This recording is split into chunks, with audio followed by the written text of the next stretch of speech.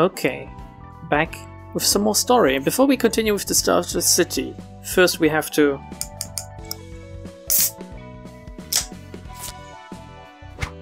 well, drink something and go back all the way to Urban Plague, I believe, because there's been some general receptions and I did them. However, I think I forgot to burn the books. So we're going back and we're going to read Hanafuda's page and a Jeong Office's Fixes page. I'm not sure if I'm pronouncing this right. Now let me take a... Oh, that's good. Let's go back and then we'll continue with...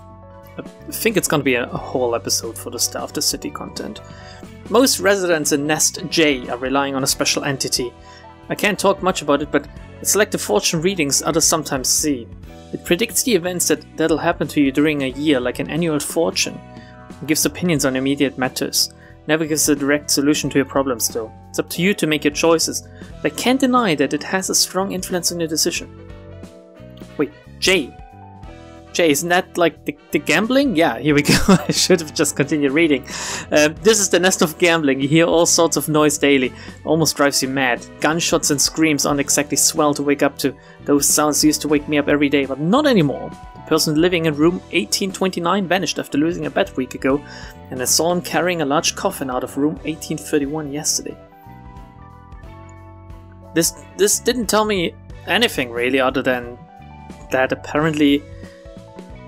I think J-Corp has something to do with probability or something, and they can most likely manipulate it in their favor? I'm sure there's a stand about this. I'm sure there's a stand for every single singularity, actually.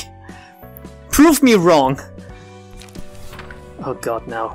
I don't really want to, like, awaken the JoJo fans in my viewership.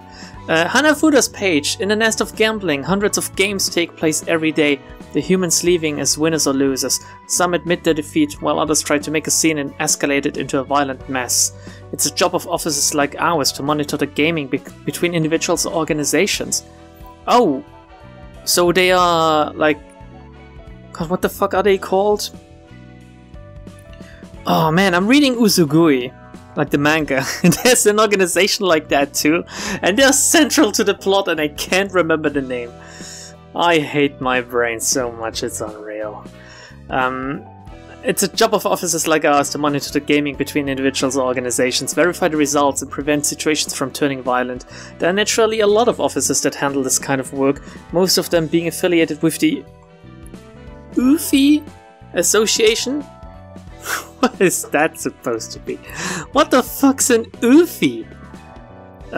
Ours included. It has to be a number.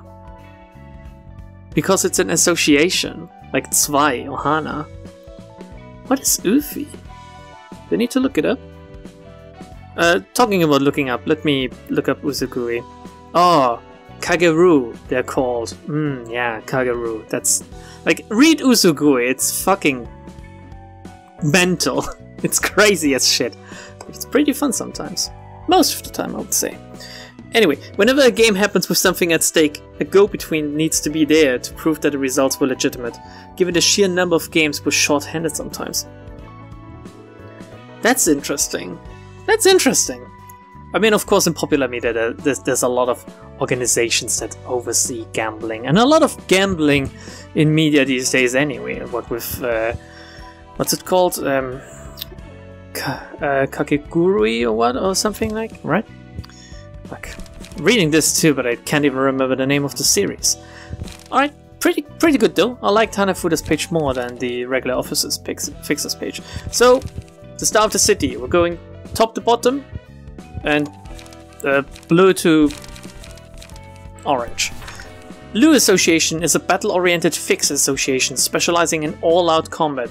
We receive requests from wings and fight great battles for them. Some may see that Lu's fighting style is old-fashioned, but we get frequent requests from those who want strong-willed and determined warriors. Most requests that come our way aren't complicated. 9 out of 10 are resolved by simply marching towards enemies and defeating them in battle. Doesn't require specific strategies or certain personnel. We're the Lu. Is it Lu or Liu? Can someone give me the definite answer? I know I have Chinese people watching me. Please. The association that exists solely for war. A sad thing to say, actually, but existing solely for war, but I guess in the city it's not that far-fetched. That doesn't mean war is the only type of request we accept. After all, the fixer is free to take any request. The catch is that all requests must be reported to the HANA Association after you deal with them.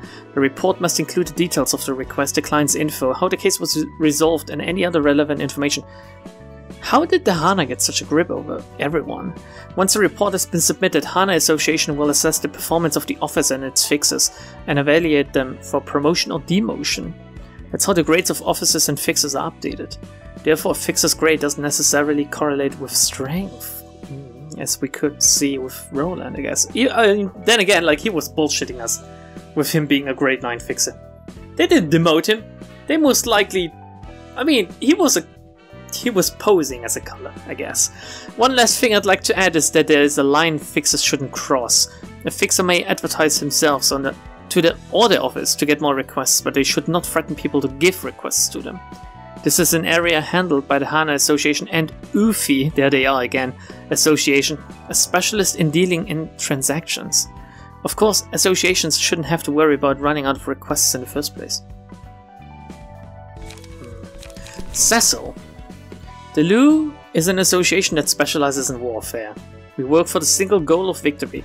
However, victory isn't necessarily won in battle. The ideal course of action begins by identifying the reason the enemy intends to fight in the first place. Next, we break the enemy's will. Only then will we launch an attack on enemy forces. Even when war is inevitable, we mustn't hope for victory after starting the war. Secure a path to victory before engaging in warfare. It's a smart advice. The LU engages in battle that are already won. With a strategy that is fated to lead us to triumph, we face enemies that are fated to lose. Pretty good pep talk. In other words, we don't participate in a war that cannot be won, blindly charging into the fray isn't always the path to victory, and while strategizing allows you to look ahead and see where victory lies, it doesn't ensure that you will reach it. Therefore, it's crucial to assess the strength of the ally and the condition of the enemy before you determine if you should advance or retreat. It's up to the director of each section, our leaders basically, to decide what to prioritize and what to discard. For instance, Director Lowell is extremely cautious. He's not hesitant to retreat and reorganize his forces if there's a slight disadvantage. On the other hand, Director Zhao tends to push forward as long as there's an opportunity to count on, but she isn't reckless about it. She designs elaborate strategies that will overcome the odds. Director Lowell's choices aren't always wise, but Director Zhao's choices don't always result in a smooth victory, but the two work the hardest within their abilities.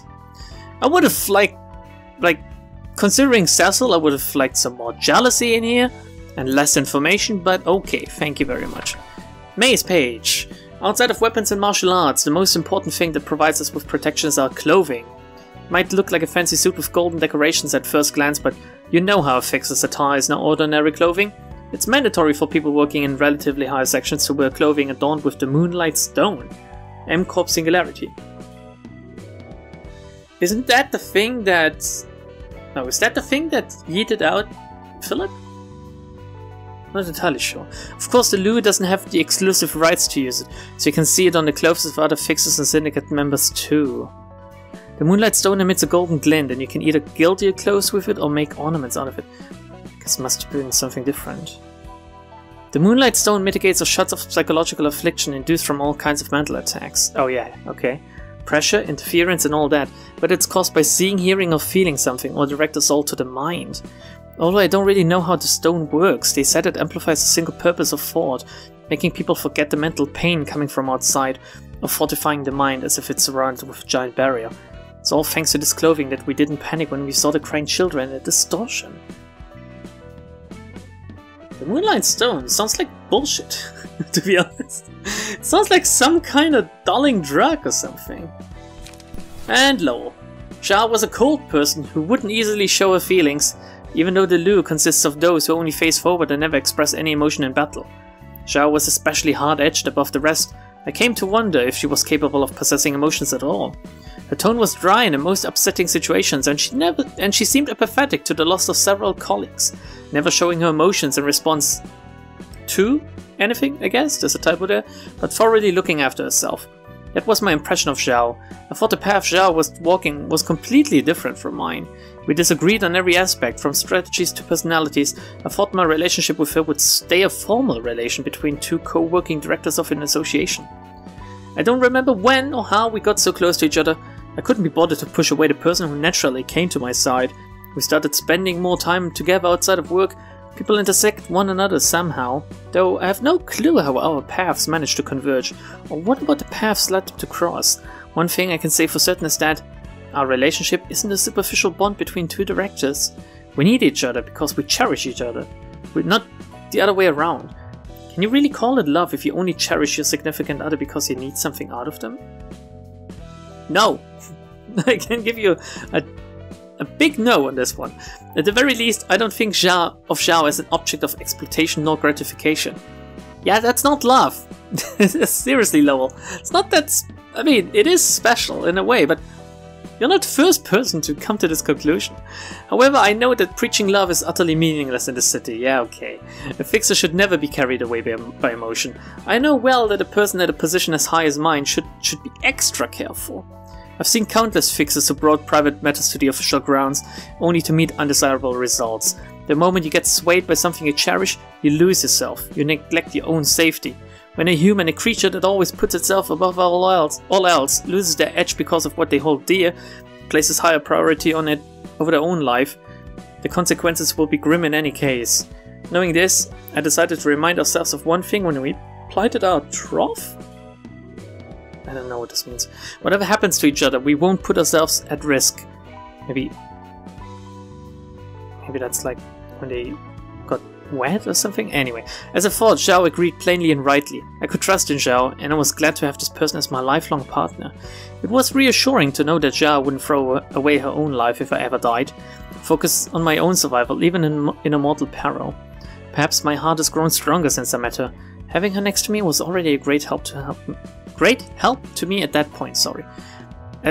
All story long, I couldn't help but think about Roland and his personal relationship with Angelica, and how that kind of spiraled out of control and where it all ended up, basically. Yeah, should never bring feelings to the job, I guess. Very sad. The farm. The farm soldatos. One of my favorite designs, actually. Like, the farm itself is pretty cool, but their attire is like pretty snazzy as well, I think. The farm is the most cultivated and humane of the Five Fingers. They cut out each other's tongues. Just be polite and know to respect others. But then, why did the farm top the list of syndicates one would never want to get involved with in the survey of fixes conducted by the Han Association in spite of such good manners? The reason is simple. Hierarchy is absolute for the farm. To us, it's as natural as the fact of nature that spilt blood only flows downwards, not up. One is expected to give unconditional obedience to a high authority. That's where the relative cautiousness of the farm comes from. So you can do anything as long as you're the top dog. And the other person is below you. Sounds pretty good, actually, like if you're in a higher position, I guess. Dennis! Even in a powerful syndicate, weaklings exist. Cowardice can surface among the strong, and chaos can ensue from the most faultless rules. Not everyone in the farm can abide the rules without a slip-up. What happens when one violates the rules? If someone is trying to disrupt the hierarchy, they will be purged in a few days. It doesn't matter if it's a member of the syndicate or an outsider. Every person must abide by the rules. The degree of violation is irrelevant, which is retarded. That doesn't decide the weight of the purge. Sorry, but it's the one thing that matters the most is the fact that they showed insolence. The lesson is marked with blood so that no one dares to break this rule again. That's the most important one. It seems like nitpicking, but there's one basic principle to remember. Don't get on the nerves of your superior. It's such an elementary part of the basic decencies for human relationships, yet so many people seem to be oblivious of this. You can really go a little bit too far with this whole fucking thing, you know? But okay. Boris's page. The farm uses various types of bullets. We picked the right ammo for the right situation. But as you can guess, the price of those bullets is a serious drawback. Not even the farm, one of the Five Fingers sitting at the apex of the back streets, can just waste bullets willy-nilly. That's how costly it gets. You can't get trigger happy. Because of that, the FAM fight with the bayonet and buttstock of their guns most of the time, and only fire bullets when it's absolutely necessary. The buttstock is built to be solid enough to crush most things to a pulp, and the bayonet is pretty handy as a sword. Some just stick to raw strength though, like Boris and his, knuckles. Catriel! The FAM's chain of command is simple. Obey the orders issued by your superior unconditionally, and do not question the intentions of your superior. Kill if you're told to kill, and die if you're told to die. You cannot defy the orders no matter how baffling it may seem. This is not that much different from the index, you know? Those who violate them are punished on the spot. Even if the order is made by someone whose rank is only one step higher than yours, you're still obligated to follow it. There's nothing you can do about it unless another person whose position in the pecking order is even higher than your commander decides to step in and take your side. There's one exception, however. It's when a high-ranking individual temporarily devolves their power to a subordinate of theirs. Usually this occurs if they have urgent business that prevents them from joining a meeting, or when they need their peer to know something that the subordinate can explain more professionally. It's still a rare occurrence even then. No one transfers their authority for the fun of simulated uprising or other trivial reasons. That's how significant the hierarchy is to us. Makes sense. Carlos Page. Capo dei Capi, Godfather, Sotto Capo, Underboss, Capo, Captain, and Soldato, Soldier, or Goodfella.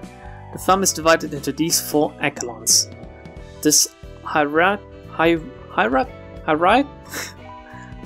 the word is hierarchy, so that would be hierarchy.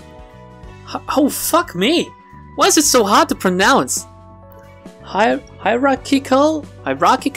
Fucking hell! Structure is still effective outside of the syndicate. I'm so sorry, I'm an idiot, okay? English is a very hard language sometimes. Some things just make no sense whatsoever, and I say this as someone that speaks German every day. For example, a common fix is comparable to a soldato, an associate fixer to a capo, a board member of a wing to a sotto capo. This is how the hierarchy is to be interpreted. No outsider is exempt from this rule. No matter how you usually behave, you must remember your place and respect our rules when you're dealing with the FAM. If a young, oblivious fixer walks up to a capo and speaks to them, that poor picciotto, which is like something small I think, will be rolling in the streets the next day with his jaw and teeth missing. On the other hand, someone with the right level of authority or person of a higher class would be a different story. If a person on the same echelon as ours were to approach us, we'd gladly greet them and hear what they have to say with an open mind. Conversations with them are to be conducted with courtesy and decorum. Furthermore, if the person you're dealing with stands on a higher echelon than yours, they must be treated with utmost devotion and delicacy. Such is the rule of ours, and respect to their position. Don't be too bitter over it. Indeed, class is earned, not given for free. It's only right to give it the respect it deserves. What if someone that's clearly higher on the ladder, on the in the whole fucking survival of the fittest thing that goes on there. What if someone goes up and says, "Hey, kill your whole unit, FAM retard"? Are they just gonna do that, or how does it work? Or do they only have to obey inside the organization, but show respect outside? Oh, and of course, the punishing aspect works outside the organization as well, because, lol, we make the rules, I guess. Kane Office, Bada's Page. Bada, the brother of Sun, I believe. Was it that? I think so, yeah. Contracts should be signed on equal terms with the consent of all parties involved, and the officers must fulfill the terms of the contract following the mutual agreement. It's a societal boundary that keeps us humans from betraying each other's trust, as we must coexist. Although these principles are rather abstract, they exist to prevent anyone from devising lowly schemes and ensure that each party gets just benefits. The head's rules don't cover every small detail, so you can say this is a necessary addition to fill those gaps. There must be a lot of exploitation going on in the city that goes unnoticed, though. Notarization is the process of drafting a document to officially certify a deal between two officers in case things happen. A notarial act, actually, is fairly powerful. Through these documents you can verify various facts and secure executory force, meaning if one side doesn't carry out the part of the contract can be enforced on them. There's no need to argue about who is to blame. Notary acts exist to stop unnecessary disputes from occurring. and it's the job of notary public officers like Kane Office to help with that. Oh, and the city is divided into domains. It's similar to how the Zwei Association sets territories for policing. It's fair to expect at least one notary public office in every domain. This isn't to say that you can only use the notary public in your domain.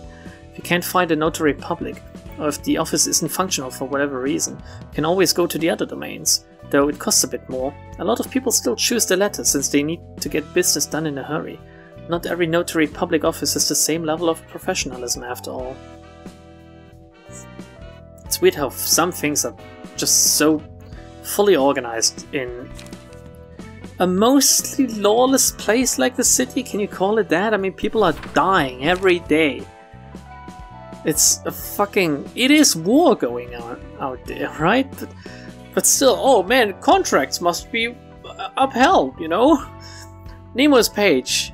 We live in turbulent times when wings are destined to fall behind in the market if they don't respond to patent disputes effectively, big or small. It's one of the reasons patent wars are that much important.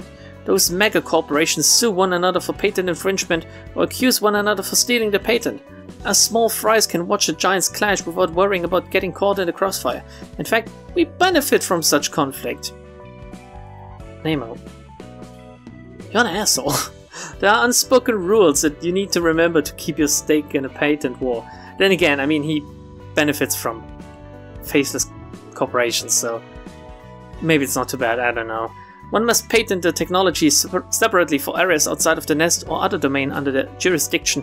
One must avoid admitting to infringement before carefully reviewing the lawsuit. The rights to the technology cannot be protected if its details were publicized through advertisements or such before the patent was registered, etc. Patent wars break out for so many reasons, it'll take a day and a half to list them out. Okay. Could have gone into more, like, actual detail here, but this is a little bit of a backstory for what is going on legally in the city every day. Church of Gears worshippers page. Beep boop, as the gears turn, our bodies are put in motion. Trying to be a robot, sorry. Fourth gears are indispensable for meat gears. The introduction seems terrifying, but fourth gears are said to feel much more satisfaction than meat gears do as time passes. Actually, I'm not sure if a fourth gear can still think like a human. They say fourth gears are honored to be serving their role, but perhaps it's only a made-up story told by the worshippers who hadn't completely gone awry, wishing to free themselves of what little guilt they had. The words I sometimes hear aren't heard through my ears. The gear guides my body as it rotates, as if it's entering commands into my brain. Though that matters not, we are able to live thanks to the help of the fourth gears. We're no longer lost, unable to find a way ahead. Even if there's no path to take, it tells me where to place my next step. Only now you can really appreciate the design of these, right? Like the mix between the very simple cloth and kind of like, yeah, like the cult they were, right? In the Church of Gears. And then the helmet with what looks to be just a brain inside and the gear just ruthlessly shoved in, really. And carelessly too. It's pretty cool. It's pretty savage. The Index proxies. Gloria! The Index has an arsenal of swords and blades. Most of the prescripts we receive can be solved with a sword too. Sorry, I'm not sure what's wrong with me today, but I can't read. Somehow. Never really thought about why we use swords. Nope. Maybe it's because they have this oppressive aura and makes us look serious or something. Each of us uses different types of blades. Starting with the ranks of messengers and proxies, the prescripts give personalized swords. From a light one-edged sword fit for slicing things quickly, to heavy double-edged great swords. They come in all kinds of shapes and sizes. Helps us stand out from each other. As for me, I've got 5 whole blades. Maybe being speedy helped? Looks like we get swords that fit our traits. Have you seen the sword Hubert's carrying? Or Hubert? Looks so heavy and he swings it like it's nothing. That's weird because the proxy the index, not proxy, the index proselyte passive is like power to either blunt, pierce, or slash. If the index is all about swords and slash, then it should very clearly only give slash power, I guess? Lore-wise, at least? Hubert's page. There are a number of ranks within the Index. Proselytes, messengers and proxies are as much as I know. Great, dude, great. That helps us, because these are the ones we know too. Those who have been chosen by the prescripts will decide whether to become a proselyte. If they accept it, they will cover their eyes with a blindfold as they serve the role. The blindfold has little symbolic significance. It's to teach the proselyte to follow the prescripts regardless of what is happening before their eyes. Usually a group of 5 to 6 proselytes accompany a proxy, learning the rules of the Index and the role of each rank. If a proselyte shows a certain level of competence, the prescripts will assign the role of a messenger or proxy to them. After being promoted, they are given a blade of their own, and they may take off the blindfold. Oh. The prescripts are a predetermined path. There's no point for proselytes to refuse any. It's still within their choice to decline the prescript's offer. Even though they're free to quit any time, no one knows if the prescripts will allow it. The prescripts might order proxies to kill the runaway who abandoned the position, or let it slide, or even give the order to resign first. The prescripts are truly unpredictable. Yes, they are. And Esther's page. Is forging prescripts a violation of rules? The answer is not exactly. A very vague answer. It can be written on any kind of paper, and as long as it's stamped with the seal of the Index, it'll pass as a real prescript. You will then wonder, wouldn't there be many people who exploit the system with malicious intent? Copying the seal is a complicated process and not many know how. Even if they overcame those hurdles, they still cannot outsmart the prescripts. The prescripts know all. They can tell whether or not a prescript has been carried out, how it was done, and if someone is delivering fabricated prescripts. An individual sending counterfeit prescripts out of their own volition can ultimately be traced back to the will of the prescripts and the city itself. I suppose the prescripts have some generosity for those forgers, as they may remain unpunished unless their ordering has been issued. Sorry, but translation team, if you're watching this, you use the word prescript like about 10 times too much in each of these. I'm very sorry. The prescripts, point in case, we're already aware that Messenger Jan was giving out false ones, hence the prescript to follow those faked orders. Know that they know they might not be the most appropriate expression. Lewis Association, Section 1. Let's read these. To lead of the Lu, the most crucial element that can make or break a battle is vigor. Not the competence or strength of individuals. With vigor, even the weakest creek can carry heavy rocks like a gale blowing up leaves. Therefore, an excellent leader chooses good fixers and then puts vigor into them. Strength or skill alone won't make a good fixer. Although those traits do play a role in higher sections, the most important quality is how well the fixer meshes with the leader's combat style. Section 2, the team with May and Cecil, consists of careful and level-headed fixers. They go quite well with Director Lowell because of that. Section 1 would clearly be superior in terms of sheer power, but we follow different strategies with pros and cons for each, so a direct comparison won't really tell much about our actual performance in the field. Sorry, but some pages are just redundant, sadly. Like, I would very much like some more actual meaty backstory, Mirrors' page. No, let's actually go for Chun's page first, because I think Mirrors is closer to Zhao.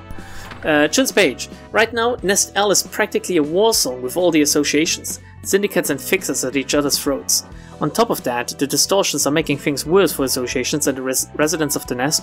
According to the report from the powers up above, there are 3 major factions of note currently remaining in the Nest.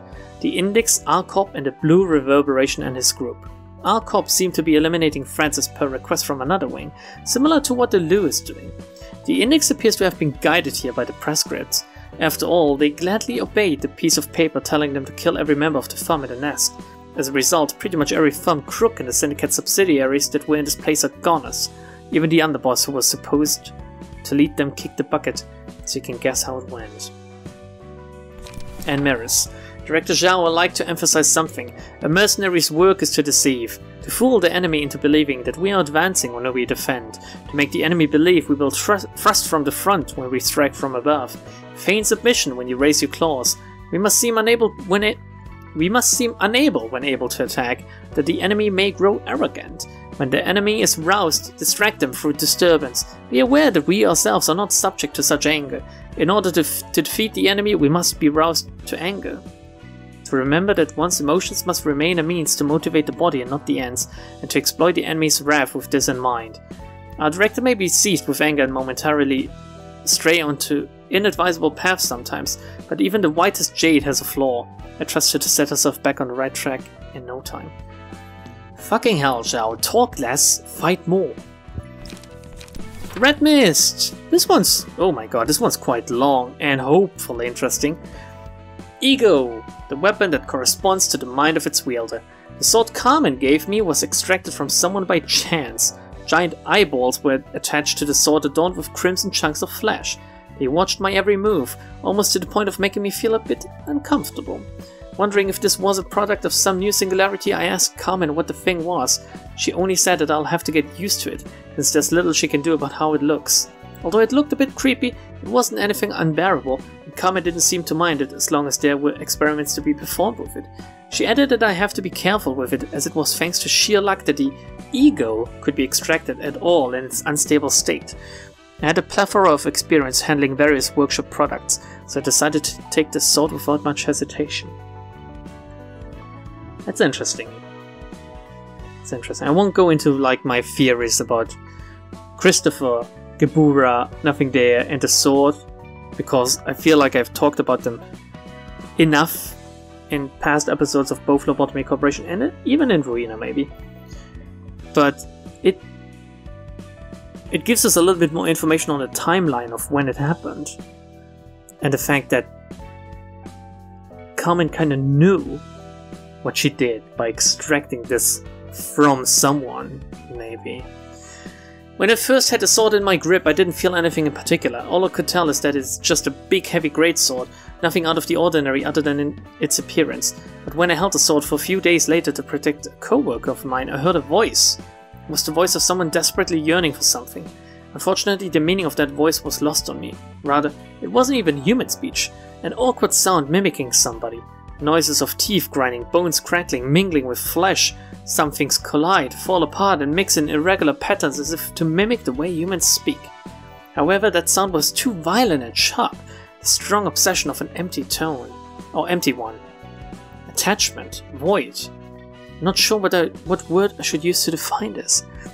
Also, I guess you need to be really strong not to go crazy if you hear this while wielding this.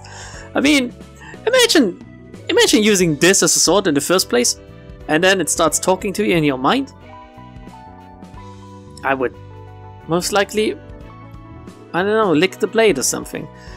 One thing I understood was that only I could hear that voice, which doesn't make it better, and that it rang in my head rather than my ears, again doesn't make it better. The stronger and clearer my aim to protect someone became, the louder the noise in my head got. Anxious that my mind might be consumed by the voice if I let it weaken my will, I tried my best to pretend that I didn't hear it. The eyes on the blade carefully observed me as I fought the voice in my head. The piercing gaze persisted as if to replace me if I faltered even for a second. Made me feel hazy sometimes. The voice was only a bunch of grinding noises at the beginning, but it slowly learned to speak over time. Soon enough it started speaking in a language that I could understand, though it stammered a bit. It takes human hide to protect human flesh. A shell. Kept asking for a shell. Couldn't stop the voice, so the most I could do was ignore it. This is getting creepy? What? Even though there was a danger in using it, its power was formidable. With it, I protected many a person and cut down many a thread. The voice became stronger and deeper with the more blood the blade drank. One day, it asked a sharp question. Don't you desire a human shell as well? When I think back on it, the question might not have been aimed at me specifically. It would only say whatever it wanted to say. It wouldn't try to convince or allure me. All it uttered was monologue. Yet, I was frozen stiff when I heard that. It kept saying something. Are our lives really worth the blood I spilled for them? Or spilled for them? It wasn't actually capable of forming such detailed sentences, but my head took it that way for some reason. Maybe I was thinking to myself. I denied its claim at the start. I'd never provoked anyone first. I'd only acted to protect others from an approaching danger, but I felt a small part of myself waver from what the voice said. What will remain when I keep washing away blood with blood? A blood-stained shell would be all that is left. I collapsed for a moment, but I didn't stop thinking. If I broke down, I might be in danger as Carmen warned. Carmen, right, Carmen would have been different. Nothing could possibly beat the glitter in her eyes that shines as she pioneers a new path. Those honest, virtuous eyes. Even when someone jeered at her speech, even when everyone despaired in the face of an obstacle that brought progress to a halt, Carmen never stopped looking after others. She would always take the initiative to lead all of them. If I can protect a person like that, maybe this place will change? Yes, as long as I can protect that one person. As my thoughts became clearer, I couldn't just sit down. My body acted before my head could decide what to do. I don't exactly remember what happened then. When I finally took a grip on my rationality in a vast mindscape and came back to my senses, my body was burning hot. I guess this is her awakening her ego. Looks like you have to get tempted first, in a way. You have to get to the point of where you could actually lose it.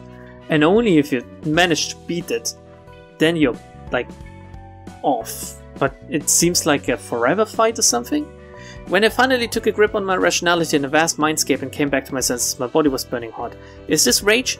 Have I been taken over to the point where I can't even see ahead? But I felt so calm, refreshed even. My head was kept cool while my heart leading the body was aflame. It wasn't long until I felt that something was different. On solid armor, there was a layer of something tough and dense, but it wasn't fabric. A veil of mist was covering me. Astonished, I moved around and shook my limbs several times, and the veil dissipated soon after. When Carmen learned of this, she didn't say much. She didn't make a big fuss about it or suggest trying something with it right away. She only said that wielding this power is more important than simply manifesting it. So I shouldn't be lazy. She went back to work after leaving that peculiar piece of advice. Maybe she didn't want me to feel too much pressure. If Gabora is the strongest because she awakened her ego, you do have to wonder what other naturally strong people, how strong they would be if they could awaken their ego. Or maybe the fact that Gabora could awaken her own ego is what makes her so strong in the first place, right? Maybe cause and effect are reversed, actually, when it comes to this. As more time passed, I could use the armor for longer, and eventually got to draw out its full power. I had a weapon and armor that resonate with my emotions. Using them I could protect more people, and I was able to draw forth more durability and strength. The researchers seemed to be struggling to make progress with their work, but it was alright. I believed in them to make it through, and I just had to be quicker to do my job in the meantime. However, not long after, the incident happened all too suddenly. No, maybe it wasn't so sudden. The sign was there. Just around this corner I can hear a child crying. She's sitting in front of a door. One of the 2 children Carmen took in died in a failed experiment. Unlike Lisa, who was wary and reluctant to open up to us, Enoch showed interest in our research and volunteered to be a test subject the other day. Enoch's speech was so concise and on point, everyone was shocked. He wasn't afraid and he wasn't shaking. His voice was unswerving and gentle. Enoch's eyes were those of a naive little kid. His words and thoughts were surprisingly deep and mature. Even I was astonished. I sometimes wondered what made this kid have such thoughts. His eyes seemed to have already seen so much of this world's despair and misfortune. However, it was still no reason to allow a kid to participate in the experiments. Carmen spent several nights agonizing over the matter. And yet she still did it. What a bitch. What a cold-hearted bitch. The experiment was authorized at last, though I didn't want to know what they thought of it anymore. What were they going to do holding the hand of that little kid? I had to wonder if we were that desperate, but I shrugged it off. I wasn't one to stop him from doing what he chose to do. You should have been the one to die. The other kid, who was now all alone, mumbled, crying. Her words had no weight to it. She probably spouted what she didn't sincerely mean, because the situation was too much for her. Yeah, I should have died. Carmen's answer, on the other hand, was likely sincere. Everyone stood still. A crack appeared in our minds which we never thought would crumble. Maybe we all expected it to happen deep down. That's powerful, but I remember the first time I read this scene in Lobotomy Corporation, I thought, since the translation was wonky and it wasn't quite clear, I thought it was Carmen telling Lisa that she should have been the one to die instead of Enoch, because Lisa was useless and Enoch was smart and cool and everyone loved him basically, even though he was like very sad and very depressed and very emo. And that could have been like, it could have shown an earlier dark side to Carmen, I guess. It could have worked as well. And I still like to think that Carmen must have had doubts. Even though in this case the doubt is that she should have been the one to die. Like, she knew that Enoch dying was absolutely wrong. And she shouldn't have done that. Anyone else would have been better than Enoch at this point. Yeah, Carmen's state worsened with each passing day, like a rusting nail. The sunny eyes of the woman who had brought us together were now cloudy, and she spoke less and less. Her voice was lifeless, and she had gotten so cold. It wouldn't have come to anyone's surprise if she died at any moment. She didn't bother trying to look okay. I think it was better that way. Everyone in the laboratory felt constrained in her presence. They viewed Carmen in different ways. Reproachful looks of those resenting her for bringing them so far, only to let go of her responsibility. Concerned looks of those worried that something might happen to her. And I guess there were some who had no thoughts. The research went on quietly, but not for long. A few days later, Carmen spilled out all of the guilt within her and plunged into it, never to come back up. What a picture! What a picture they're drawing there with this sentence. That's interesting though. I thought that the suicide would have happened more suddenly rather than with these heavy telltale signs of someone basically neglecting themselves and looking as if they want to kill themselves, basically. I mean, A has no right to be as angry and surprised as he was painted to be in Lobotomy Corporation if Carmen showed up to work looking like death already, right? He shouldn't have let her in a closed room, alone, if he knew that she was suicidal or that depressed, basically.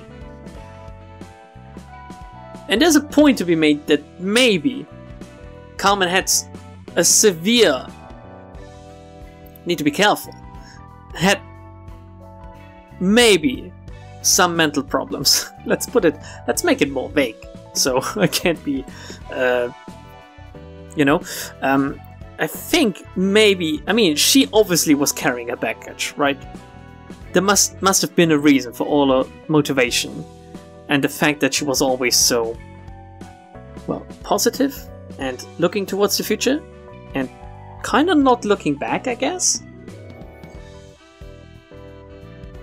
It sounds very bipolar, I have to say. Like, it's...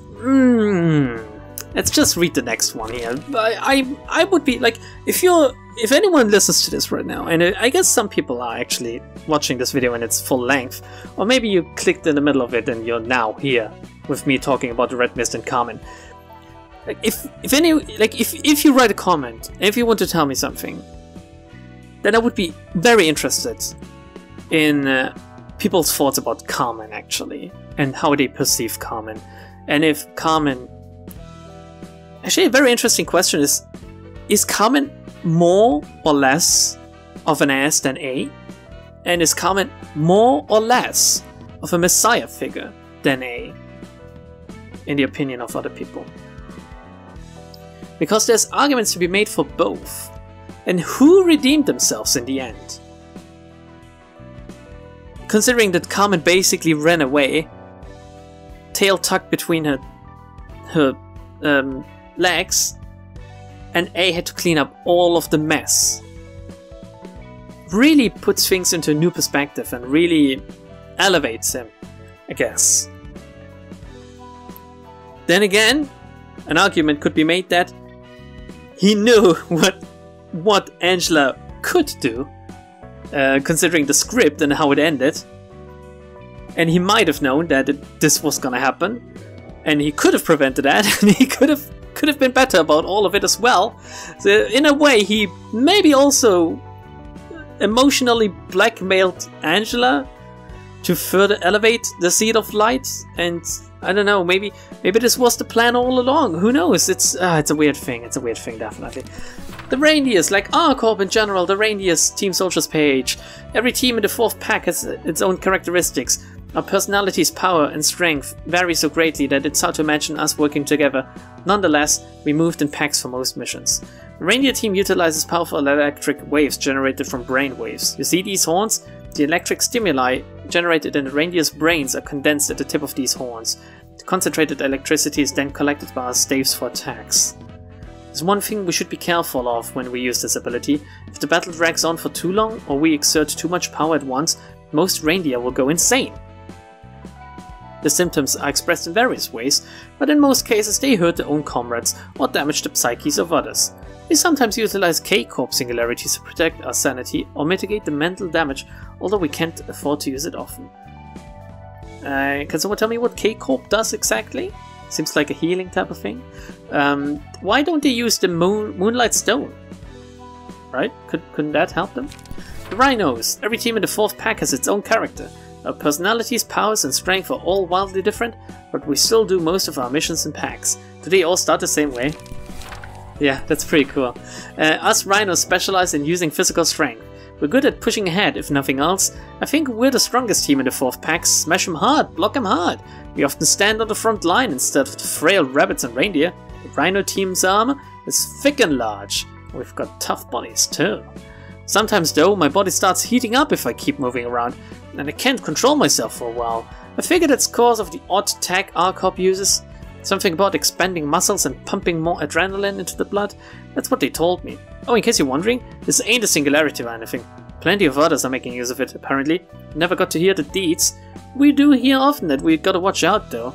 The Rhino team's got more destructive power than others, and once one of us starts getting all excited and enters a rampage, it won't be easy to stop until they calm down.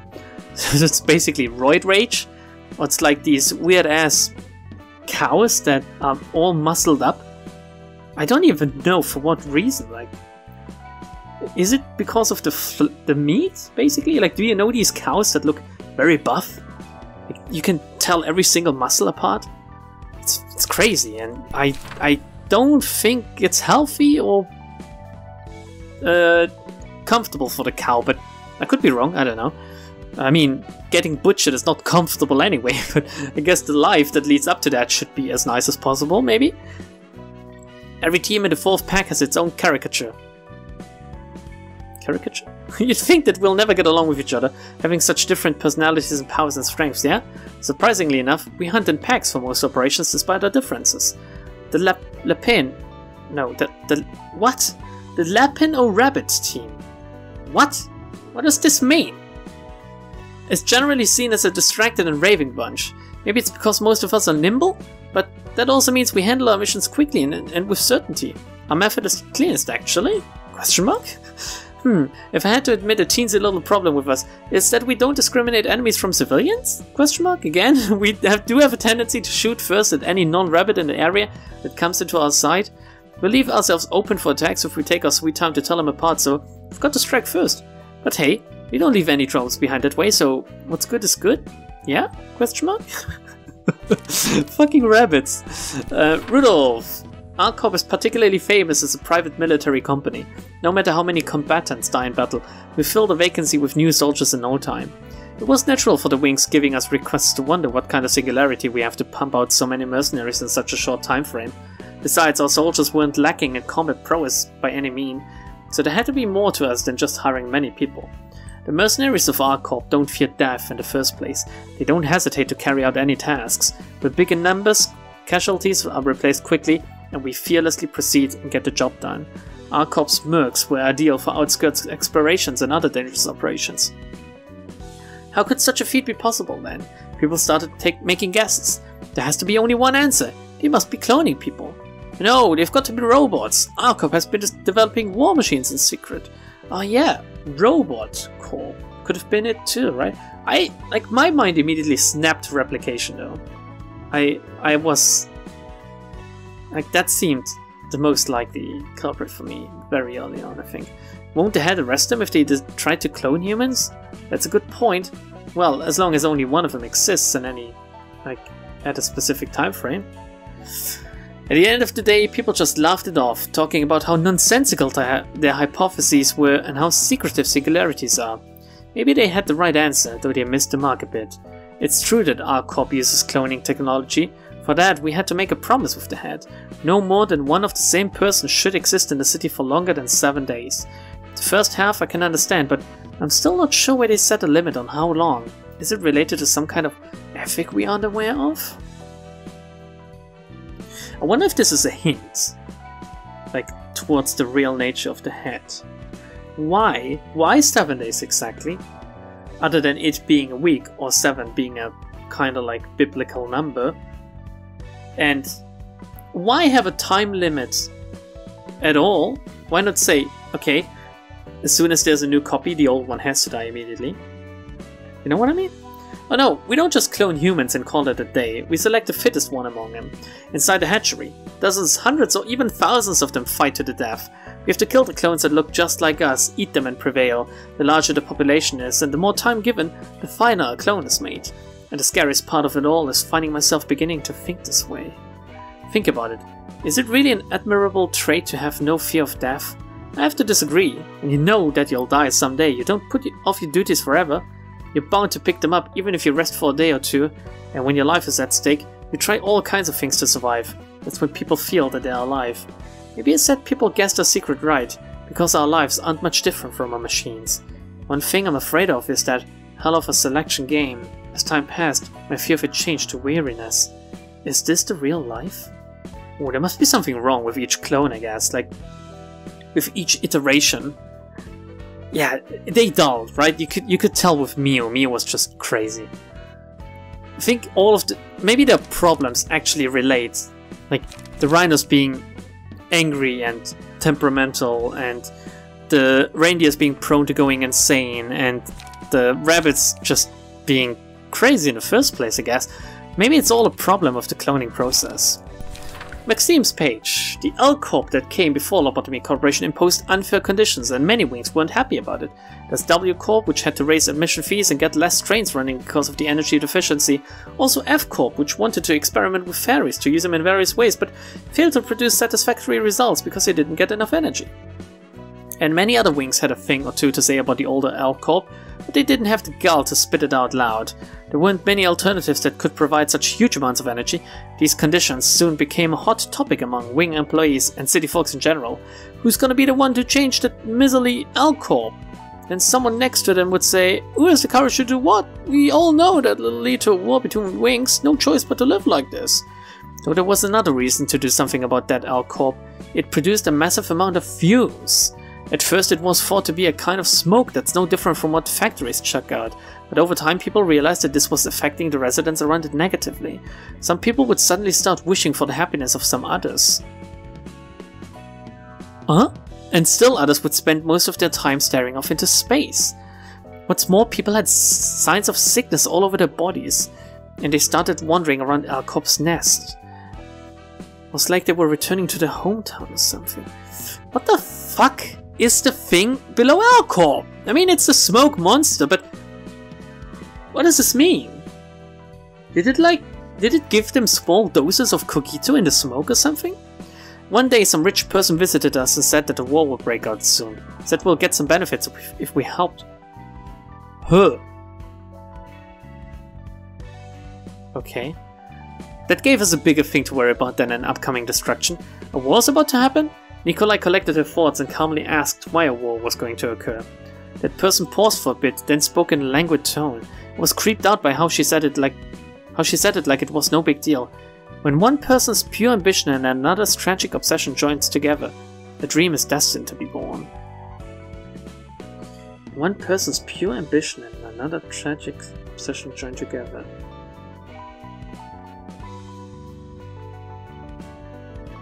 Huh. Mio! Oh, cute Mio. Pretty whack though. Long ago, there was a battle between huge syndicates. I won't bother saying when. This kind of thing happened all the time in the backstreets, and I had the misfortune of getting caught up in the middle of one. The fight was so fierce and intimidating, the young little Mio had to shiver in a corner. I couldn't find a gap to run through, and there weren't any hiding spots around me either. All I did was crawl to a wall, crouch into a ball, and pray that no eyes fall on me. Stupid, wasn't I? My prayers didn't work. A syndicate member spotted me, and I closed my eyes tight, thinking this was the end. When I took a short breath in, I heard the sound of a sword cutting through flesh, followed by the sound of a person collapsing to the floor. I thought swords like that would hurt a lot, but I felt pretty okay. The situation was so surreal, I was starting to believe that I didn't feel my body hit the floor because the person's senses are dulled moments before death. Then I realized I was staying conscious for too long for someone that just got cut with a sword. I mustered up the courage to open my eyes. I've got to see what's going on at least, you know what I mean? Slowly opened my eyes to a scene I'll never forget. A person covered in red, massacring all the syndicate members in front of me. Oh, a person covered in red, okay, I get it now. She was literally chopping them up with a massive blade, and they were helpless against it. I was looking at it in awe, didn't even think to check my body. Thought, well, wait. I hope that wasn't too loud. With the last syndicate member down, the street was open. She looked around, turned to see me, and wow, my face would have looked so dumb. I don't even want to remember that. Anyway, she pointed at an alleyway with that weird sword of hers and told me that I'll be able to save myself if I ran that way, and that the rest is up to me. Instead of thanks, all that got out of my mouth was a stupid mumble like, ugh. I leaned on the wall and barely stood up with shaky legs. I need to run before more people come this way, but I was so terrified. Even the person who saved me, she was red all the way and looked so scary. While I was dithering, she sighed at me and approached me. Did I frustrate her? Is she gonna kill me now?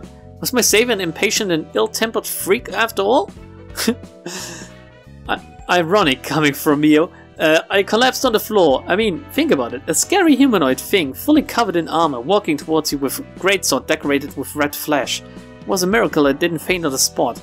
She grabbed my arm, set me upright, and said in a dry voice, "It's not the strong who survive, it's the survivors who are strong." Then she shoved my back and I started running before I could thank her. I didn't look back once. I was so embarrassed comparing myself to her. Timeline-wise, was this after she awakened to her ego armor and had the sword? Or was this before that? Because if this was after the awakening and her getting the sword, how much time really passed during the experiments of Alcor? How long did they go, let's put it, unnoticed? Ever since that day I trained myself, aspiring to become like the hero that saved me that day, and landed a job at Arcorp. I wanted to become a hero myself and save the lives of others. What I wanted more than anything though, was to meet that person once more. Arcorp participated in most large battles in the city, so I expected to see her someday. I thought she had been alive all along since she was tough. I was going to thank her and show her how much stronger I had gotten since then if I'd get to see her again. But I couldn't tell her. Not just because I never saw the Red Mist again, or Gebura as she's called now. We did meet each other after a long time, but that's another story. I wouldn't have been able to say it, even if I met the Red Mist when she was alive and well. I got embarrassed of myself again. Thought I'd saved everyone, but after all, what I've been doing was far from being a hero. Hey, what do you think a hero is? Yeah, what is a hero? I guess the hero's definition depends on the viewpoint of the person watching him, right? Is Gebura really a hero for killing that many people? Maybe if she saved others, but she did still kill people, you know what I mean? Is Carmen a heroine, like a heroic figure? Or is A hero? Nikolai. In the past, the Fourth Pack was considered a thorn in the side of Arcorp. In other words, we were a headache that they couldn't find a good enough excuse to remove.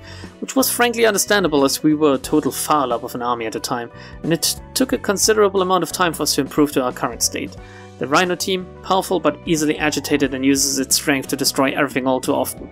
The Reindeer team, prone to suffer a nervous breakdown in prolonged battles, causing damage to its allies. And the Rabbit team. Their thirst for blood leaves no margin for sloppiness at the cost of killing civilians.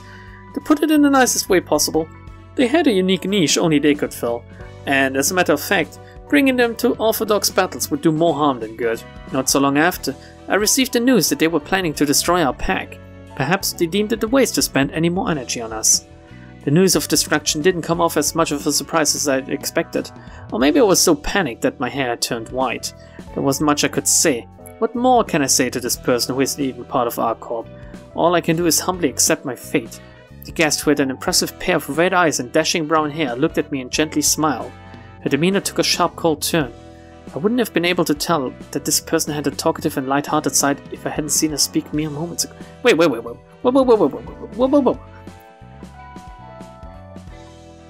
They wanted to destroy them. The news of destruction didn't come off as much of a surprise as I'd expected. What more can I say to this person who isn't even part of Arcorp? They want to destroy them by sending them to war? Is this why...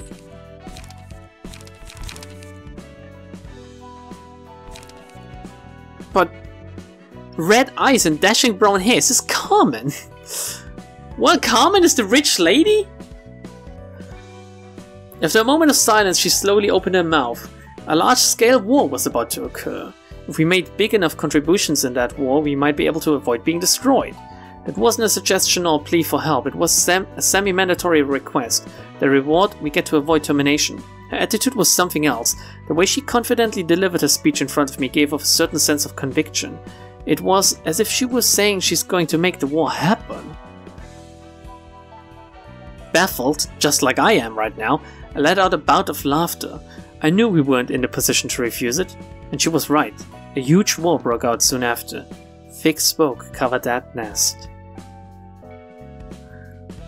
Carmen started the smoke war? Oh, the purple tea is bound to be interesting. Fuck, this is another long episode. I'm very sorry, everyone. It's only Stars of the City, if you can imagine. I mean, if you're reading this book, it must mean there's something you want to know about me. Yes, I'm sure you have lots of questions, but I sadly can't give out detailed answers. It's hard to come up with a definition and explanation for power that naturally emerged, you see. How should I put it in that case? I can travel through time and space and see a myriad of possibilities, too many for you to possibly fathom. It's probably a little bit different from time travel as you commonly imagine it. The future self who experiences a certain past returns to it in order to change the future. Whatever is going on in the past, some kind of paradox is bound to happen to causality. Big or small, little things can set off massive twists, like the flap of a butterfly's wings causing a tornado. I hate this trope. They could explain it in so many different ways, but it's always the butterfly tornado. And even I'm afraid of bearing that risk. Could turn into a cycle of meaningless struggles. Yeah, I guess it's fair to say that I travel to a completely different space. Ever thought about the possibility that an infinity of different versions of the world you live in might exist? Let's say that you've sidetracked on your way home and were killed by some syndicate members that ambushed you. But in another world, you might have decided you want to go straight home, and the assault would have never happened. Pardon me. Or, pardon me. Need to drink some very quick. It's very long to just continuously read like this, and very hard. Out loud too. I don't know if any of you read out loud frequently, but it's not that easy on the old voice, you know. I guess, like, if you're a parent, you might know. Where were we? And the assault would have never happened. Or you might have noticed the syndicate members as soon as you stepped into the wrong alley and quickly got back on track. Those small choices can add up and result in countless worlds where countless outcomes unfold. I know what you're thinking. This isn't logic that can realistically be proven. I know all of this sounds unbelievable. People can't understand me because of that, and even I have difficulty explaining myself. Yeah, but how can you, like, what can you perceive yourself? Iori, this is just the many worlds theory or whatever it's called, right? This is like a common... Is it a thought experiment? Like, would you call it that? But you're a living example of it. How can you tell? How do you switch? How far can you switch back? And you know what I mean? I made it sound grandiose, but this power isn't almighty by any means, so I try not to use it carelessly. Not that I expect you to care for such details. It's already complicated enough as it is, isn't it? Yeah. Just know that this power isn't omnipotent. No power is conveniently given to you in this world after all. There's always a price you need to pay, and there's a world I yearn to reach, no matter that price. I'm doing this so I can find a world where I can see that possibility. And apparently feeding the library got her closer to this goal, which is what exactly? And in the many worlds I've been to while doing this job, I saw many people who were lost after losing their precious stuff just like me. I couldn't just pass them by. They looked so miserable and pitiful. Well, it wasn't entirely out of goodwill. The fact that they were worth helping played a big part. Once again, nothing in this world is free. I didn't quite pity them as much as I weighed up the favors they could give me in return. Thanks to that, I've become acquainted with quite a few fixers. And as corny as it is to say this myself, some even started calling me their mentor. Became a devoted admirers. Lots of people ask me what I'm going to such great lengths to see. A leading figure that commands powerful fixers who are on the level of a color? I don't know. All I want is to meet my son, whom I had to part with in the most unfortunate way. Meaning I don't care about the ancillary stuff. I can see it so faintly. Almost seems to be within my reach, but it always ends up being a mirage. Now the question is, does she age along the line, or can she go back in time herself, basically? Like, can she be a younger her? Because then, going back to the point in time where she can see her son again should be no biggie. But I guess she can only change outcomes. Like, if she dies in one timeline, she's gonna switch to another where she didn't die because she decided to do something else that led to her death, or didn't lead to her death then, after all. But she's in a straight line, like, not in a straight line, but she's going one way. You know what I mean? She can't go back. She's going one way, straight towards the future. Hence why it's not really time travel, but it's basically... I'm sure there's... I should be thinking of several stories that are basically doing the same thing. Just switching... Oh, well, yeah, of course. The Zero Escape series, right? The Zero Escape series is basically the same, although there is a little bit of... yeah, there is a little bit of time travel involved, since like the morphogenetic field can be tapped from the future and the past. But yeah, whatever. Not to spoil anything about Zero Escape, but whatever. Yori is still a mystery. Her talking about the fixes, of course, is her basically, and I know that. I don't even know where I know this from. She trained up Argalia, that was clear in the story. She trained up Roland, that was also clear in the story. And she also trained Gebura, apparently. I don't know where I got this from, and I'm not even sure if it's real, but I think it is. But how can one person be so important, basically, in the grand scheme of colored fixer? Like the bubble that is the colored fixers, who are like their own gods, basically. It's weird, it's weird. She is weird. And I think we will learn more about her, because I do think like the alternate, or rather the old ending, did imply that she's gonna be in the sequels, in one of them at least. I guess, maybe, hopefully. Zhao's page. I was in no way a soft person, though I don't view myself as particularly tough or rugged either. A straight and honest person. Accusations would be brought against me for being unmoved by the death of any person, however close they may have been in life, a point not everyone would see as criticism. How could a person be so cold and heartless, even if the basic bearing of a fix is to look after oneself first and foremost? At first I spent much time thinking over it, and asked myself many questions. Zhao as a person valued the lives of her colleagues, although her position forced her to keep her farewell to deceased teammates short, since carrying out her duty and emerging victorious came first. Shedding fewer drops of tears than the number fallen was all the tribute I could pay. Bawling my eyes out would have stirred uneasiness in my colleagues. In the early days, the responsibility sometimes felt too heavy and burdensome. I had never once thought that my method was incorrect. I believed it to be the best method for myself, and I deemed that problems couldn't be solved any other way. Most fixers will probably think in the same way. Therefore, I could not understand the manners of Lowell, the newly appointed Section 2 director at the time. A person who tries to look after everyone and doesn't hide his grief-stricken face rather, when a co-worker passes away. It seemed clear as crystal that his tenderness would one day lead his team to death. Yet he was faring better than I thought. A polar opposite to me, the ways I wanted to pursue but gave up because I was faced with my limitations. It might have upset me for a moment. A principle I could not follow, for I was not allowed to openly express sadness over the death of the few in order to protect the many. And my obligation to seize any chance of victory compelled me to march forward if there was something to count on. My capability wasn't vast enough to embrace every member of the team. Was my choice wrong? What did he have that I did not? Looking back, I don't think what I felt was envy or jealousy. The indignation certainly was not a toxic emotion. I'm sure each of us had different specialties. It's a nice way to put it. It is said that people intersect with one another in some manner. I don't think the process to be natural at all. I was not a believer of fateful meetings. After all, two parallel roads could never cross. A relationship begins with a desire to know, simple curiosity, to know more about a person, or to go further and see what they are seeing together. People open up new roads to merge into the roads of others for various reasons. Again, that's a very beautiful way to put it, actually. I thought I would never care about him since he was so different from me, but my expectations weren't quite right. I wanted to learn more about him, and I wanted to know what this emotion I felt was. and I thought I could perhaps become a better person if I saw what he was seeing together. Okay, get it now. Sorry, that's a weird sentence. If there's one thing I realized, it's that relationships between people always start from such small curiosity. Taking in what I have said so far, you would think that this is such a peculiar and untruthful love. No, why?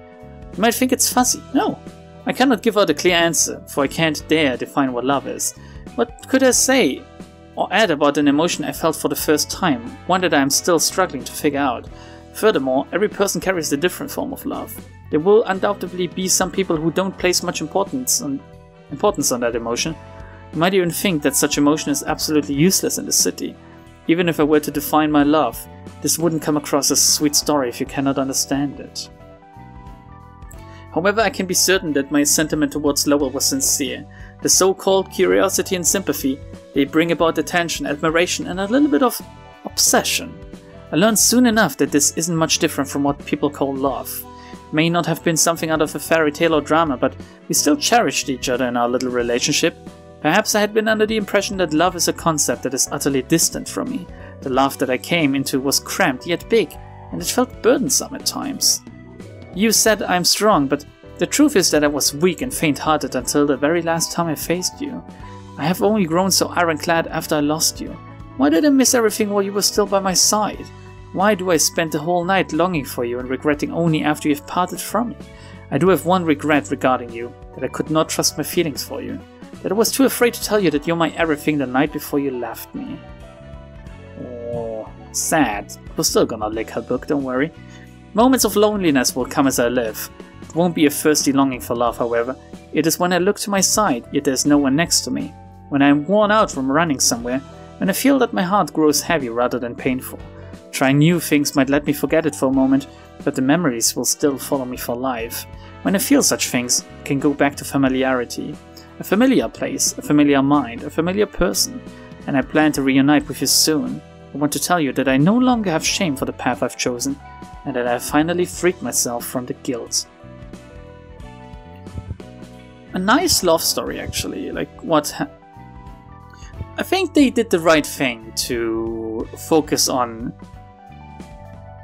a love in such a strange place, like the city, and such a strange setting, like the Ruina was. That it can... Isn't that like a saying, like, love can even blossom on the battlefield, or bloom on the battlefield or something? Like, where do I have this from? Can someone tell me? Like, this is basically what happened, right? And distorted Jan's page. Have you ever seen a glimmer of light when you close your eyes? It's blindingly bright at times, and it shakes in an irregular shape at times. The sensation is often called a phosphene. Whenever I close my eyes, the blurry image of a blood-stained carpet appears to me like that optical phenomenon. The beginning of an unpleasant nightmare. 4 mannequins that lost a face and an arm, each are lying on the carpet, spilling red beads. Another mannequin has its hands on my shoulder. I turn around and look at the loudspeaker in the mannequin's face. I can feel the vibration coming from it, even though I can't hear what it says, but I already know what sound this mannequin is making. Vibration precisely matches the words I remember, and my heart starts beating accordingly. This damned power of recall lost all my good childhood memories to oblivion, yet it brings back such remembrance every time I close my eyes. My response to it is always the same. Take the flower that slipped into my hand and nail it into the mannequin's heart. A beautiful tree in bloom grows from the cracks the flower made. It's as soft as the hands that caressed me, and it's as pretty as the sound that consoled me. And it's as sharp as the noise of that last moment when I was scolded for the first time.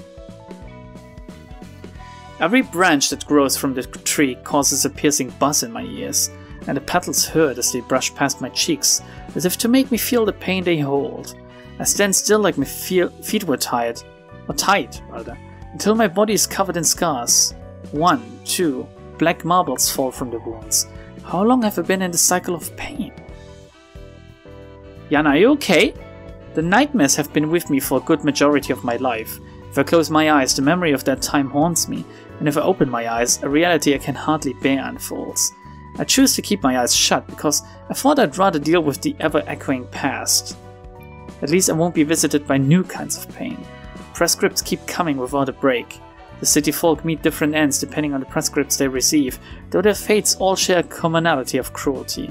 Their resentment, screams, tears, rage and death, it's too much for my eyes. I sometimes thought how my life would have been if I stayed a commoner, taking prescripts like them. Maybe I was better off back then. Maybe I should have just died early so I could breathe again as another being. Why did the prescripts give me that order that day?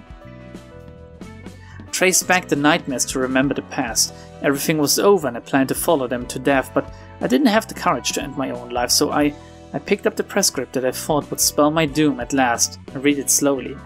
All the fresh-looking prescripts contained was a command to be a messenger. It was pointing towards a beginning, not an end. I couldn't see a single word that said anything about salvation or death. After being numb for a while, I finally tumbled down to the floor and broke into laughter louder than any sound I'd made before. I couldn't help but laugh at my state. I wanted to end my life because of prescripts, and now the prescripts won't even let me do that. Where's my free will run off to? Did he kill his family? Did I get this right? Because of prescript? I was frustrated. Not even my own life was under my control, for everything relies on the prescripts. Then I'll gladly play along. Even if I can't shelter them, I'll at least make a tiny crack. If I can show the masses that it's possible to oppose them, something might change, something has to. It will make a difference. Once I had hope, I could see the way, and once I could see where to go, I had the strength to get up. However, I realized it only just now. What I felt wasn't hope, and that ignoring that prescript and taking my own life as I planned might have been a truer expression of my free will. Wow. What is the right way to live a life in this place, I must wonder? Not even dreaming of a life that I can be proud of. How does one achieve the feeling that their life is bearable to live, let alone be satisfied with it? I thought I had found an answer to that, but in the end I couldn't escape the prescripts. The prescripts are the city's will as it is my will. I've realized my limits. I feel as if I have hit some kind of wall I can't overcome. However, I don't feel all too forlorn or miserable. Maybe there'll be someone who can ride along with the flow rather than break it. Just won't be me. I'm not fit to accomplish such things. So I want someone to find an answer in my stead, and I hope they can tell me that. Tell me how I can enjoy this nightmare. Oh fucking hell, Jan. I wish you could have joined our team. Such a cool design. Someone wrote a comment of how similar he actually is to Angela, and I agree, and that must have been deliberate. Like, story-wise, there's also like similarities of being able to bear or not bear what is going on anymore, cracking under the burden, and so on. And of course, Jan is like things gone wrong, while Angela came out on top. Okay, quite a few. We're just gonna start with Dongwan here. Hana Association seems to have taken an interest in a library in the Blue Reverberation, the two entities at the center of all the problems that have been happening in Alcop's Nest lately. Now that they've marked their presence in the city's sky stars, I asked Color, who happens to be a friend of mine, about it. And he... okay. Do we know male Color other than Roland or Argelia? And he said the association is going to recruit him to hunt down the Blue Reverberation and his cohorts soon. They've been making quite a scene in Alcop's Nest. In particular, the lives of many syndicates, fixers and residents close to the library were lost to their hands, so the association couldn't just sit and watch anymore. They've apparently set up a camp at the door of the library, though no one knows what they're waiting for. A couple other things I heard are that all sorts of sounds and noises are coming from that camp, and that a large number of firearms belonging to the farm were abandoned on the ground. Maybe they launched an assault on the syndicate while it was still struggling to recover from the loss of the underboss and his cowboys. The ensemble's not like most syndicates, just trying to make money off the turf of the wingless nest, that's for sure, but we still don't know what their goals really are, and I can't shake this bad feeling. Anyway, since I was asked to pay a visit to the library, it'll be worth investigating the case some more after I get this job done. Is the fixer, the colored fixer? Is that the Vermilion Cross? Was that a guy? Because we... who was wielding the Vermilion Cross? Was it Elena or Jaehoon? I can't remember. Like, the Vermilion Cross was the ensemble, in the ensemble fight still. I can't remember. Sorry, it's been too long. It's been like 2 months or something by now. It's interesting though. Now, Irina belongs to the Mirai insurers, I believe, so we're gonna read them first. In the city, money has more value than anything. You need money to be able to start anything. Money is also required in case of unexpected events. An accident that will cost you a great deal of money could happen at any time. Insurance is useful for such cases. As long as the conditions are met, the payout will fill in for financial damage. Of course, not all accidents will fit the insurance bills perfectly. There are insurance plans for fixes, associations and even wings. On top of secondary insurance an insurer can take, it would take a long while to list all the insurance that exists in the city. There's a wide range of carriers and plans to choose from, each fulfilling the needs of a different type of individual or group. You never know what danger awaits you. Is there an insurance against being choked by Gebura's massive thighs? Because I don't want that, just let me die! Irina's page. Did you know? Many people whom insurance companies employ are those who have experience with detective work involving investigations and detection. Since we deal with huge sums of money, there are more than a few cases where our clients deliberately harm themselves or lie to us in an attempt to commit insurance fraud. A considerable number of calls we get actually aren't mere incidents. How do we tell apart the real accident from the fake ones then? Haha, that's a business secret. They must have a singularity. Well, maybe a little hint. Oftentimes, something will be off about the way they act or talk. I told you that folks who used to do detective work frequently jump over to our industry, right? Those armchair fellows certainly have their wits. Their keen eyes will catch the signs hidden in even the most elaborate of disguises. They say the terms can be a little too particular, but I disagree. When handling that much money, it doesn't hurt to be thorough with inspecting and determining the validity of cases, right? If people started reaping insurance payouts for the smallest things, our business wouldn't survive. You'd be surprised to learn how many people in the city still cling to the idea of get-rich-quick schemes. Or I guess, get rich and die trying. The Leaflet Workshop fixes. Leaflet Workshop. It's a good place. Offers serviceable weapons to fixers at a reasonable price and sells quality weapons to underground syndicates at higher prices. There's been cases of the opposite happening sometimes, but that's not what matters. Just wanted to emphasize that people from all walks of life visit our workshop. Oh, and I heard some workshops have membership clubs. The select few chosen by the workshop's owner send an invitation, or so I heard. Business would be much handier if we adopted the same system as with everything else. Greeting guests is the one thing that's more dangerous than developing new weapons when you run a workshop. And Yai. I think that the cards belonging to the Leaflet Workshop and Yai. Is it Yai or Yay? Yay! Sorry. I think the Smoke Fiend, they look pretty good at least. I didn't take a look at their mechanics yet, but artwork-wise they're pretty cool. A friend of mine who was trained at the same workshop as me told me about this place. Said some new tech was discovered recently. Something about tinkering with the mind to use it for your advantage. Oh, ego. It's apparently more powerful than I can ever imagine. I'm honestly not very good at forming an impression of something when I just hear or read about it. So I told them I don't get it. And then they said maybe going to the library would help. Which basically killed her. They've been researching this new and exciting technology lately, but they say they're too scared to head into the place even if there's vital information to be found. They weren't the kind of person to get physical, so I understand. Thus I told my buddy that I'd visit that place for them once I'm finished developing this one thing. There's a new gadget to test anyway, and to witness a technology that's still obscure and hot off the presses. That just makes your heart throb, doesn't it? Not just my heart. And the Bayard's office. Charles's office, the place Renaud worked, was popular among fixers. Was the subject of a lot of gossip. For good reason, as it was a grade 1 office consisting of just a few elites handling any request with ease. People would often wonder exactly what kind of fixers were in that office. We now know that Roland and Astolfo and Olivier were in Charles' office. And Angelica as well, I guess. All we know about the office is that its fixers wore luxurious clothes and the office interior was as fancy as well, in a style unique to the northern side, and that there were 12 fixers led by someone called the Captain. And they're all parted ways now, living their own lives, that's about it. Outside of Renaud, the person who helped us, we've only ever seen Maugry and Astolfo, who he would sometimes accompany, and someone called Bradamante. Their attire and weapons were also distinct from what I could see of just those four. I couldn't find anything in common. And the pressure I felt just from being around those powerful fixers, the stark difference between me and them was something I couldn't think much else. That's cool. This wasn't always the prim and proper office of amenable fixes that it is now. It was the complete opposite actually, full of uncontrollable punks. I tried to gather the rascals in one place and lead them, but it never worked out smoothly. It was a ragtag band of people without a place to call home, like rats. So I got my frustration off my chest when I met my old friend Morgie.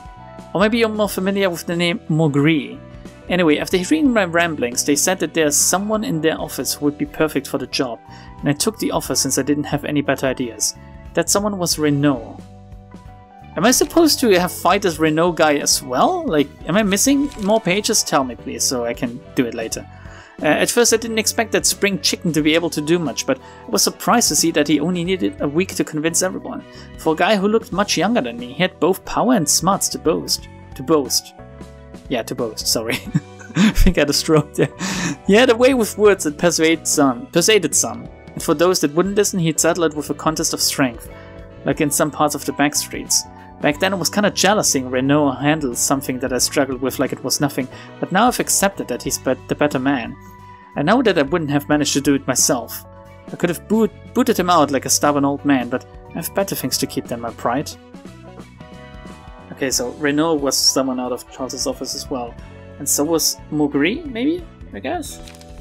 But what was the point of him like helping Bayard? Where the fuck does Bayard come from? You know what I mean? Sometimes these pages add no information about the current topic that they should be discussing, which is a beauty. It's nice sometimes, but other times it's just you're left with more questions than you started with. Anyway, that was a very long episode of Star of the City with a lot of my own thoughts interjected. I'm very sorry. Next time, again, no promise that it's gonna be next week because, again, I don't know when this will go out or how I will edit this or what will happen next. I could be dead tomorrow for all I know. Next time, Impuritas... No, not next time, that's what I just explained. Sometime in the future, Impuritas Civitatis with Hannah and the ensemble. Bye everyone.